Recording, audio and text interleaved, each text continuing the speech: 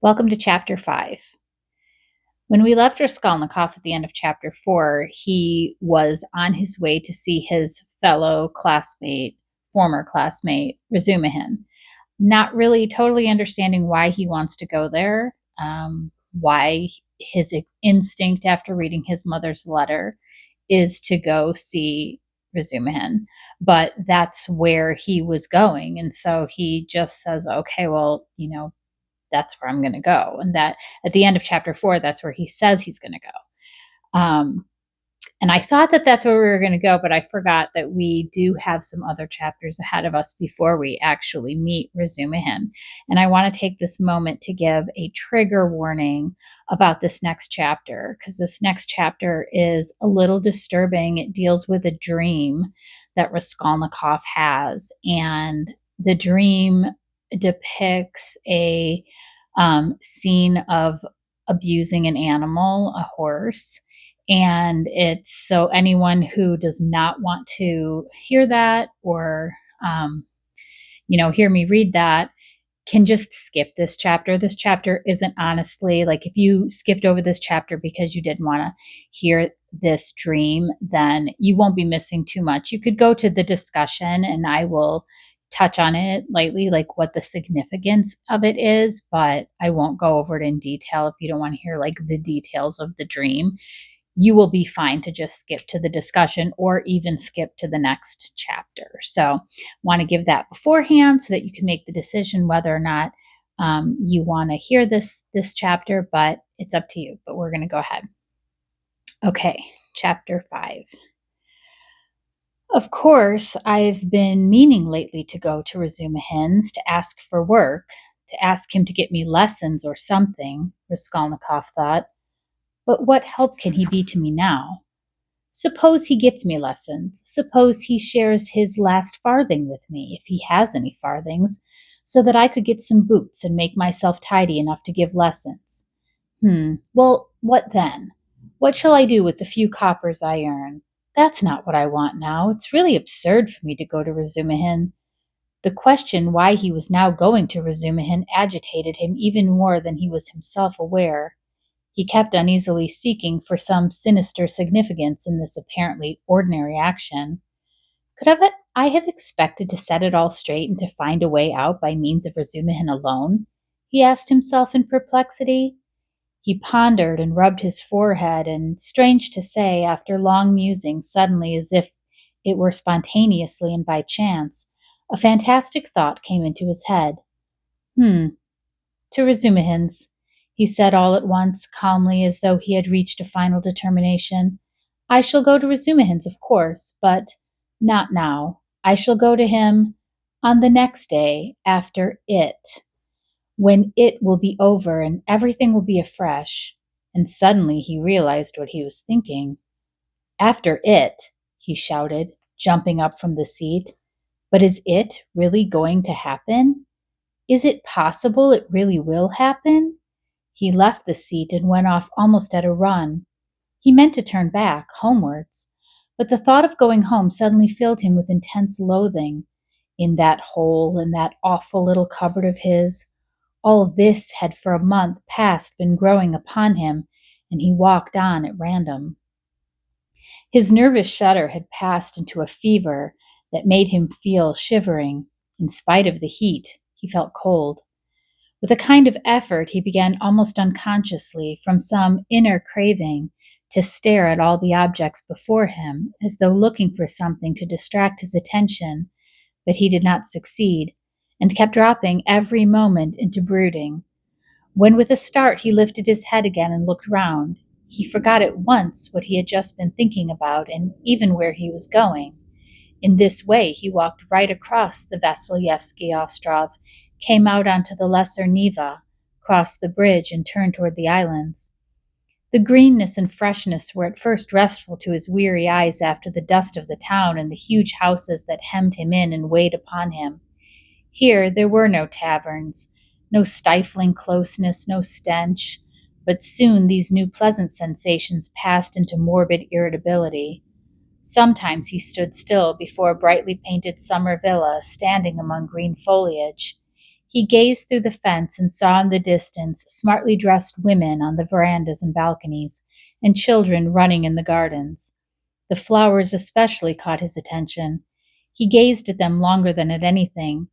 He was met, too, by luxurious carriages and by men and women on horseback.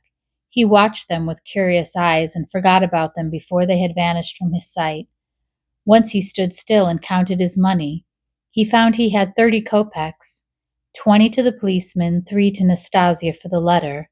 So I must have given 47 or 50 to the Marmeladovs yesterday, he thought, reckoning it up for some unknown reason. But he soon forgot with what object he had taken the money out of his pocket. He recalled it on passing an eating house or tavern, and felt that he was hungry. Going into the tavern, he drank a glass of vodka and ate a pie of some sort. He finished eating it as he walked away. It was a long while since he had taken vodka, and it had an effect upon him at once, though he only drank a wineglassful. His legs felt suddenly heavy, and a great drowsiness came upon him. He turned homewards, but reaching Petrovsky Ostrov, he stopped completely exhausted, turned off the road and into the bushes, sank down upon the grass, and instantly fell asleep.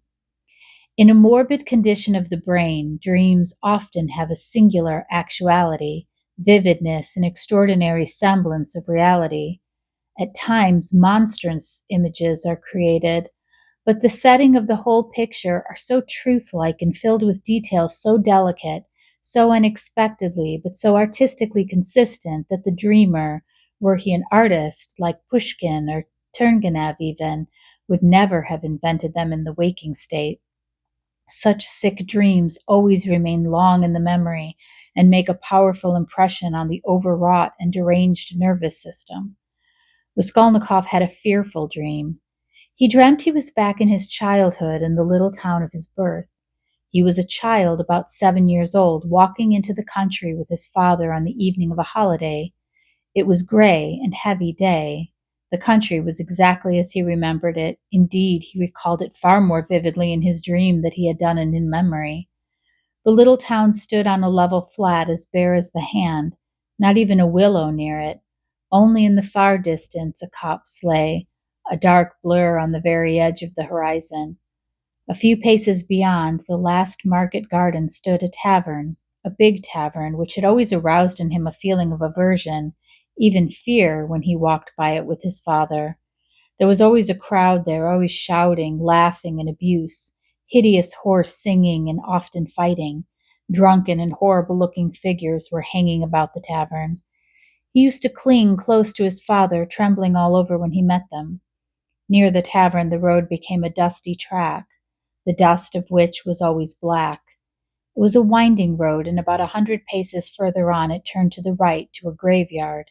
In the middle of the graveyard stood a stone church with a green cupola, where he used to go to Mass 2 or 3 times a year with his father and mother, when a service was held in memory of his grandmother, who had long been dead and whom he had never seen.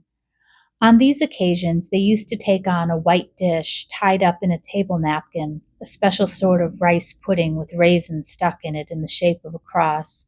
He loved that church, the old-fashioned, unadorned icons and the old priest with the shaking head. Near his grandmother's grave, which was marked by a stone, was a little grave of his younger brother who had died at 6 months old. He did not remember him at all, but he had been told about his little brother, and whenever he visited the graveyard, he used religiously and reverently to cross himself and to bow down and kiss the little grave. And now he dreamt that he was walking with his father past the tavern on the way to the graveyard. He was holding his father's hand and looking with dread at the tavern. A peculiar circumstance attracted his attention. There seemed to be some kind of festivity going on. There were crowds of gaily dressed townspeople, peasant women, their husbands, and riffraff of all sorts, all singing and all more or less drunk. Near the entrance of the tavern stood a cart, but a strange cart. It was one of those big carts usually drawn by a heavy cart horse and laden with casks of wine or other heavy goods. He always liked looking at those great cart horses with their long manes, thick legs, and slow, even pace, drawing along in perfect mountain with no appearance of effort, as though it were easier going with a load than without it. But now, strange to say, in the shafts of such a cart he saw a thin little sorrel beast, one of those peasants' nags which he had often seen straining their utmost under a heavy load of wood or hay, especially when the wheels were stuck in the mud or in a rut, and the peasants would beat them so cruelly, sometimes even about the nose and eyes, and he felt so sorry for them that he almost cried, and his mother always used to take him away from the window. All of a sudden there was a great uproar of shouting, singing, and the baleka, and from the tavern a number of big and very drunken peasants came out, wearing red and blue shirts and coats thrown over their shoulders. Get in, shouted one of them, a young, thick-necked peasant with a fleshy face red as a carrot. I'll take you all, get in. But at once there was an outbreak of laughter and exclamations in the crowd. Take us all with a beast like that? Why, Mikolka, are you crazy to put a nag like that in such a cart? And this mare is 20 if she is a day, mates. Get in, I'll take you all, Mikolka shouted again, leaping first into the cart, seizing the reins and standing straight up in front. The bay has gone with Matavy, he shouted from the cart, and this brute, mates, is just breaking my heart. I feel as if I could kill her. She's just eaten her head off. Get in, I tell you, I'll make her gallop. She'll gallop. And he picked up the whip, preparing himself with relish to flog the little mare. Get in, come along, the crowd laughed. Do you hear? She'll gallop. Gallop indeed. She's not had a gallop in her for the last 10 years. She'll jog along. Don't you mind her, mates. Bring a whip, each of you. Get ready. All right, give it to her. They all clambered into Mikolka's cart, laughing and making jokes. 6 men got in, and there was still room for more. They hauled in a fat, rosy-cheeked woman. She was dressed in red cotton, in a pointed beaded headdress and thick leather shoes. She was cracking nuts and laughing. The crowd round them was laughing too, and indeed, how could they help laughing? That wretched nag was to drag all the cartload of them at a gallop. 2 young fellows in the cart were just getting whips, ready to help Mikolka. With the cry of "Now!" the mare tugged with all her might, but far from galloping, could scarcely move forward. She struggled with her legs, gasping and shrinking from the blows of the 3 whips, which were showered upon her like hail.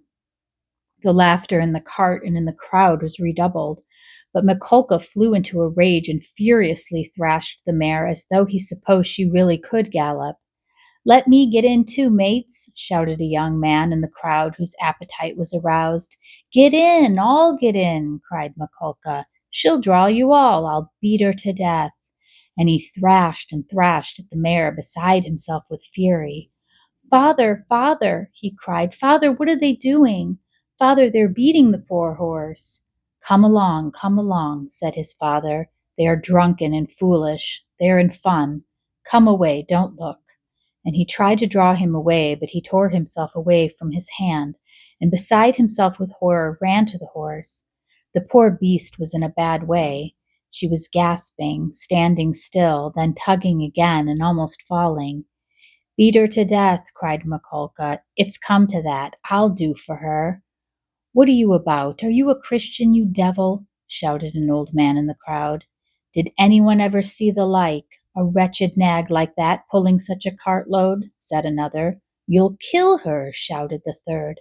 Don't meddle, it's my property. I'll do what I choose. Get in, more of you. Get in, all of you. I will have her go at a gallop. All at once laughter broke into a roar and covered everything. The mare, roused by the shower of blows, began feebly kicking. Even the old man could not help smiling. To think of a wretched little beast like that trying to kick.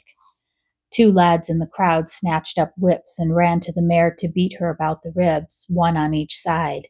Hit her in the face, in the eyes, cried Mikolka. Give us a song, mates, shouted someone in the cart, and everyone in the cart joined in a riotous song, jingling a tambourine and whistling. The woman went on cracking nuts and laughing.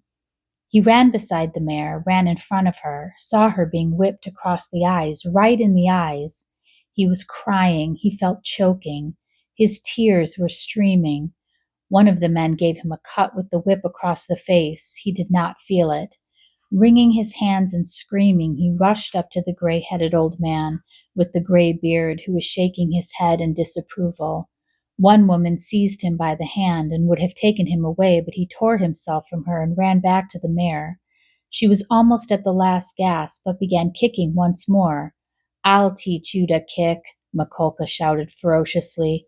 He threw down the whip, bent forward, and picked up from the bottom of the cart a long, thick shaft. He took hold of one end with both hands and with an effort brandished it over the mare. "He'll crush her," was shouted round him. "He'll kill her." "It's my property," shouted Mikolka, and brought the shaft down with a swinging blow. There was a sound of a heavy thud. "Thrash her! Thrash her! Why have you stopped?" shouted voices in the crowd. And Mikolka swung the shaft a second time, and it fell a second time on the spine of the luckless mare. She sank back on her haunches but lurched forward and tugged forward with all her force, tugged first on one side and then the other, trying to move the cart. But the 6 whips were attacking her in all directions, and the shaft was raised again and fell upon her a third time, then a fourth, with heavy measured blows. Mikolka was in a fury, and he could not kill her at one blow. "She's a tough one," was shouted in the crowd. "She'll fall in a minute, mates. There'll soon be an end of her," said an admiring spectator in the crowd. "Fetch an axe to her. Finish her off," shouted a third. "I'll show you. Stand off," Mikolka screamed frantically. He threw down the shaft, stooped down into the cart, and picked up an iron crowbar. "Look out," he shouted, and with all his might he dealt a stunning blow at the poor mare. The blow fell, the mare staggered, sank back, tried to pull, but the bar fell again with a swinging blow on her back, and she fell on the ground like a log. "Finish her off," shouted Mikolka as he leapt beside himself out of the cart. Several young men, also flushed with drink, seized anything they could come across, whips, sticks, poles, and ran to the dying mare. Mikolka stood on one side and began dealing random blows with the crowbar. The mare stretched out her head, drew a long breath, and died. "You butchered her," someone shouted in the crowd. "Why wouldn't she gallop then?" "My property," shouted Mikolka with bloodshot eyes, brandishing the bar in his hands. He stood as though regretting that he had nothing more to beat. "No mistake about it, you're not a Christian," many voices were shouting in the crowd. But the poor boy, beside himself, made his way screaming through the crowd to the sorrel nag, put his arms round her bleeding dead head and kissed it, kissed the eyes and kissed the lips. Then he jumped up and flew in a frenzy with his little fists at Mikolka. At that instant his father, who had been running after him, snatched him up and carried him out of the crowd. "Come along, let us go home," he said. "Father, why did they kill the poor horse?" he sobbed, but his voice broke and the words came in shrieks from his panting chest. "They are drunk. They are brutal. It's not our business," said his father. He put his arms round his father, but he felt choked, choked. He tried to draw a breath, to cry out, and woke up. He waked up gasping for breath, his hair soaked with perspiration, and stood up in terror. "Thank God that was only a dream," he said, sitting down under a tree and drawing deep breaths. "But what is it? Is it some fever coming on? Such a hideous dream." He felt utterly broken. Darkness and confusion were in his soul. He rested his elbows on his knees and leaned his head on his hands. "Good God," he cried, "can it be? Can it be that I shall really take an axe? That I shall strike her on the head, split her skull open? That I shall tread in the sticky warm blood, break the lock, steal and tremble, hide, all spattered in blood, with the axe? Good God, can it be?" He was shaking like a leaf as he said this. "But why am I going on like this?" he continued, sitting up again as if it were a profound amazement. "I knew that I could never bring myself to do it. So what have I been torturing myself for till now? Yesterday when I went to make that experiment, yesterday I realized completely that I could never bear to do it. Why am I going over it again then? Why am I hesitating? As I came down the stairs yesterday, I said myself that it was base, loathsome, vile. The very thought of it made me feel sick and filled me with horror. No, I couldn't do it. I couldn't do it. Granted, there is no flaw in all that reasoning. that all I have concluded this last month is clear as day, true as arithmetic. My God, anyway, I couldn't bring myself to do it. I couldn't do it. Why then am I still? He rose to his feet, looking round in wonder as though surprised at finding himself in this place, and went toward the bridge. He was pale, his eyes glowed. He was exhausted in every limb, but he seemed suddenly to breathe more easily. He felt he had cast off that fearful burden that had so long been weighing upon him, and all at once there was a sense of relief and peace in his soul. Lord, he prayed, show me my path. I renounce that accursed dream of mine. Crossing the bridge, he gazed quietly and calmly at the Neva, at the glowing red setting sun and the glowing sky. In spite of his weakness, he was not conscious of fatigue. It was as though an abscess that had been forming for a month past in his heart had suddenly broken. Freedom, freedom. He was free from that spell, that sorcery, that obsession. Later on, when he recalled that time and all that happened to him during those days, minute by minute, point by point, he was superstitiously impressed by one circumstance, which, though in itself not very exceptional, always seemed to him afterwards the predestined turning point of his fate.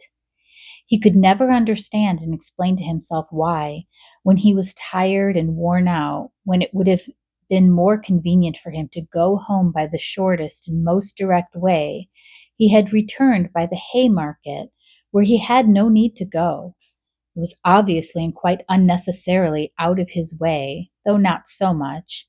It is true that it happened to him dozens of times to return home without noticing what streets he passed through, but why, he was always asking himself, why had such an important, such a decisive, and at that time, such an absolute chance meeting happened in the Haymarket, where he had moreover no reason to go at that very hour, the very minute of his life when he was just in the very mood and in the very circumstances in which that meeting was able to exert the gravest and most decisive influence on his whole destiny, as though it had been lying in wait for him on purpose. It was about 9 o'clock when he crossed the Haymarket. At the tables and the barrows, at the booths and the shops, all the market people were closing their establishments or clearing away and packing up their wares, and like their customers, were going home. Rag pickers and costermongers of all kinds were crowding round the taverns in the dirty and stinking courtyards of the Haymarket. Raskolnikov particularly liked this place in the neighboring alleys when he was wandering aimlessly in the streets. Here his rags did not attract contemptuous attention, and one could walk about in any attire without scandalizing people. At the corner of an alley, a huckster and his wife had two tables set out with tapes, thread, cotton handkerchiefs, etc. They too had got up to go home, but were lingering in conversation with a friend who had just come up to them. This friend was Lizaveta Ivanova, or as everyone called her, Lizaveta, the younger sister of the pawnbroker, Alyona Ivanova, whom Raskolnikov had visited the previous day to pawn his watch and make his experiment. He already knew all about Lizaveta, and she knew him a little too. She was a single woman of about 35, tall, clumsy, timid, submissive, and almost idiotic. She was a complete slave and went in fear and trembling of her sister, who made her work day and night and even beat her. She was standing with a bundle before the huckster and his wife, listening earnestly and doubtfully. They were talking of something with special warmth. The moment Raskolnikov caught sight of her, he was overcome by a strange sensation, as if it were of intense astonishment, though there was nothing astonishing about this meeting.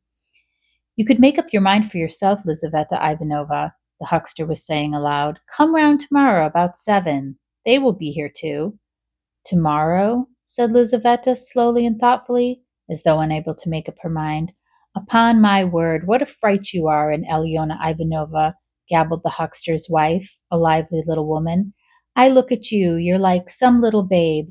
And she's not your own sister either, nothing but a stepsister, and what a hand she keeps over you. But this time don't say a word to Alyona Ivanova, her husband interrupted. That's my advice. But come round to us without asking. It'll be worth your while. Later on your sister herself may have a notion. Am I to come? About 7 o'clock tomorrow, they will be here.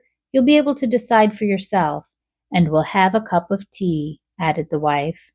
"All right, I'll come," said Lizaveta, still pondering, and she began slowly moving away. Raskolnikov had just passed and heard no more. He passed softly, unnoticed, trying not to miss a word. His first amazement was followed by a thrill of horror, like a shiver running down his spine. He had suddenly quite unexpectedly learned, that the next day at 7 o'clock Lizaveta, the old woman's sister and only companion, would be away from home, and that therefore at 7 o'clock precisely the old woman would be left alone. He was only a few steps from his lodging. He went in like a man condemned to death. He thought of nothing, was incapable of thinking, but he felt suddenly in his whole being that he had no more freedom of thought, no will, and that everything was suddenly and irrevocably decided. Certainly, if he had to wait whole years for a suitable opportunity, he could not reckon on a more certain steps towards success of the plan than that which had just presented itself. In any case, it would have been difficult to find out beforehand and with certainty, with greater exactness and less risk, and without dangerous inquiries and investigations, that next day at a certain time an old woman on whose life an attempt was contemplated would be at home and entirely alone.